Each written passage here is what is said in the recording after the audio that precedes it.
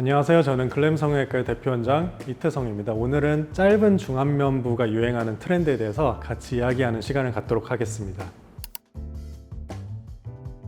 사실은 얼굴이 작고 짧게 보이려는 트렌드는 예전부터 있어 왔는데요. 요즘 특히나 이제 중안면부가 짧게 보이게 하는 새로운 트렌드가 생긴 것 같아요. 아무래도 중안면부가 좀 짧으면 더 귀엽고 어려 보이는 그런 동안형의 얼굴형이 되고 입체감을 더 주기 때문에 사진빨도 더 잘 받는 그런 특징이 있죠. 그리고 뭐 전체 몸과의 비율을 따졌을 때도 여러 가지 유리한 면이 있을 거라 생각이 되는데요. 특히 요즘 많이들 원하는 이제 추구미 연예인분들도 이 중안면부가 짧은 분들이 사실 요즘 되게 많이 있습니다. 요즘 그래서 중안부를 좀 짧게 보이기 위한 노력들이 SNS나 인터넷에 많이 올라오는 것 같습니다.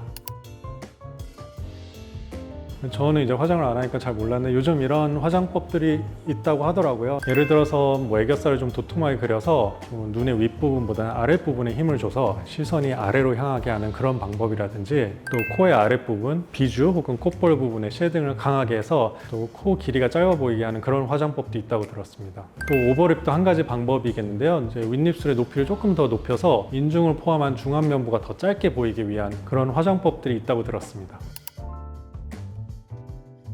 사실은 귓볼이 좀 있고 귀 뒤쪽이 조금 서 있으면 아무래도 시선이 그쪽으로 가고 비율적으로도 중안면부가 짧아 보이는 그런 효과를 가져오게 되는데요. 그래서 요즘 요정기 필러가 유행이라고 합니다. 사실 이 요정기 필러는 이 시술 자체는 되게 간단한 시술이긴 한데, 또 귀의 필러는 사실 주의해야 될 점이 좀 상당히 있습니다. 귓볼 자체가 이제 혈류가 좀 제한적인 그런 부위라서요. 필러를 좀 많이 혹은 잘못 넣었을 때 귀의 변형까지 일으킬 수 있는 조직 괴사를 일으킬 수 있기 때문에 좀 조심스럽게 해야 되는 그런 필러 시술이라고 생각이 됩니다. 그래서 이런 필러가 부담스러운 분들은 이제 귀 모양을 잡아주는 테이프도 요즘 있다고 하는데, 예전에 이제 오마이걸의 미미 씨가 예능에서 한번 이 얘기를 한 적이 있는 것 같습니다.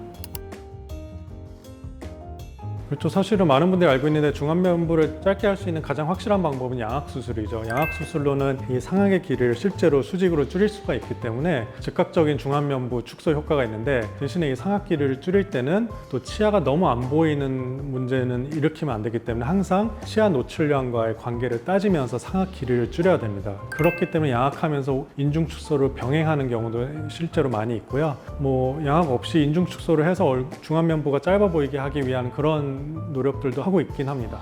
또 한 가지 많이들 잘못 알고 있는 것 중에 광대 수술하고 나면 오히려 중안면부나 얼굴이 길어 보인다라고 잘못 알고 계신 분들이 있는데, 이건 어디까지나 반은 맞고 반은 틀리다 이렇게 말씀을 드릴 수 있습니다. 우리 광대 중에서도 특히 옆광대를 넣으면 얼굴이 아무래도 좀 오이상 같이 길어 보일 수가 있지만, 45도 광대를 효과적으로 줄이면 오히려 중안면부를 포함한 얼굴 길이가 짧아 보이는 그런 효과를 가져올 수 있습니다. 우리가 얼굴 길이를 얘기할 때 보통 이 포인트를 찍는데, 이 포인트가 이제 45도 광대의 가장 높은 포인트가 되겠거든요. 그래서 45도 광대를 충분히 줄여주면 얼굴 길이 그리고 중안면부가 짧아 보이는 그런 효과를 가져올 수 있기 때문에, 이거는 잘못된 통념 그리고 잘못된 수술에 의한 결과라고 생각하시면 될 것 같고요. 45도 광대를 줄이면 얼굴이 짧아 보일 수 있다. 이게 정답인 것 같습니다.